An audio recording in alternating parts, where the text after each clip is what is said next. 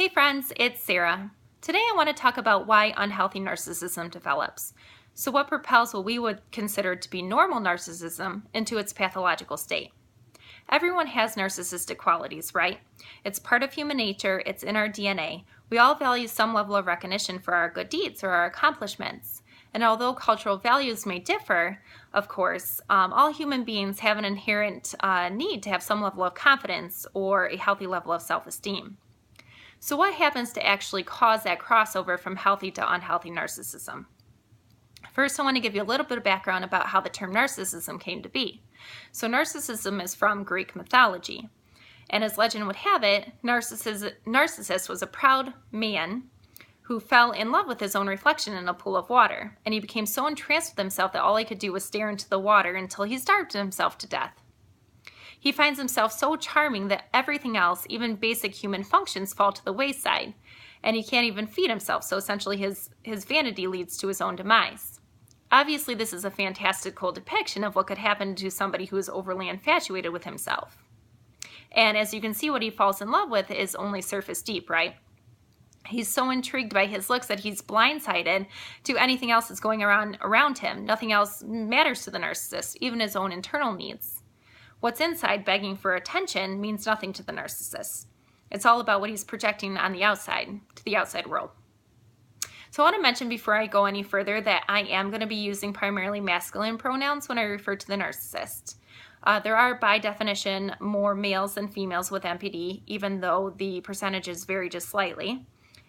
Males and females do carry the same personality traits, and the disorder does exist in both sexes.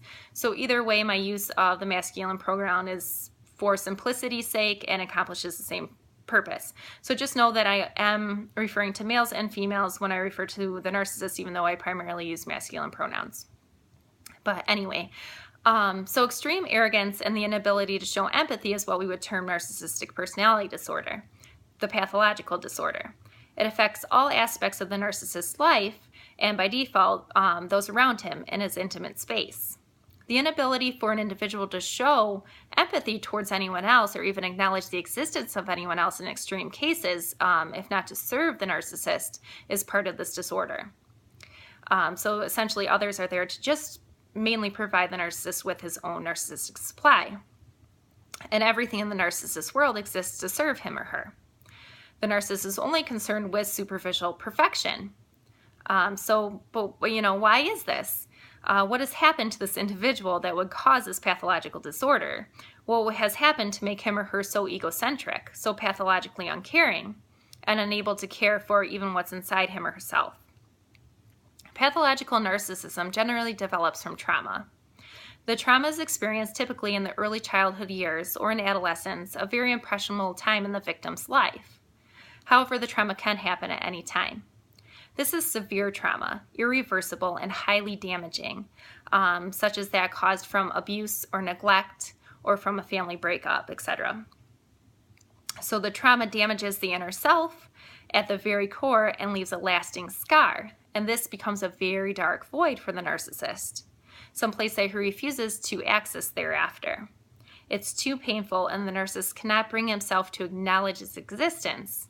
So instead, he protects his vulnerability by preoccupying himself with what others can see and by overcompensating with false confidence, so essentially becoming unjustifiably self-ingratiating. Interestingly enough, the same trauma is also what establishes codependency and egoism, which we'll cover in subsequent videos, but for now, we're only going to focus on how this trauma affects, narcissism.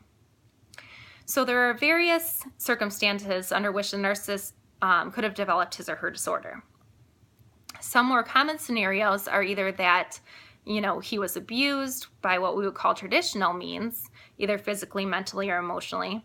But what also could happen, interestingly, is that the narcissist could have been overly loved, which is essentially just another more non-traditional form of abuse. This means that his caretakers could have put him on a pedestal or made him to stand out from others in some way, sometimes even his own siblings or family members. And in doing so, unrealistic expectations are put on the narcissist. He's held to a high standard. So he must look perfect at all times, be perfect at all times, and he ends up getting used to the praise that's associated with this.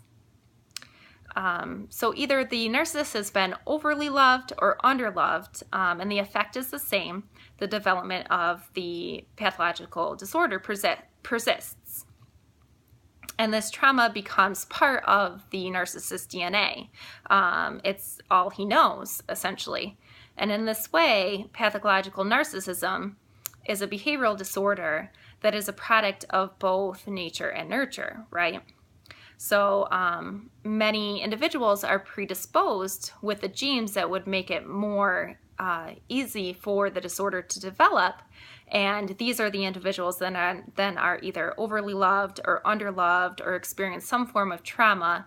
And after they're exposed to these circumstances, they develop traits of pathological narcissism. So, lesson for the day, narcissism does develop typically by trauma in the early childhood years. This is irreversible trauma. It's trauma that has impacted the narcissist so extremely that he's refused to access the shame later on in life. The trauma has caused shame, a deep shame, and it's the same kind of shame that we see in codependence and echoers that we'll cover in future videos. Thanks for listening.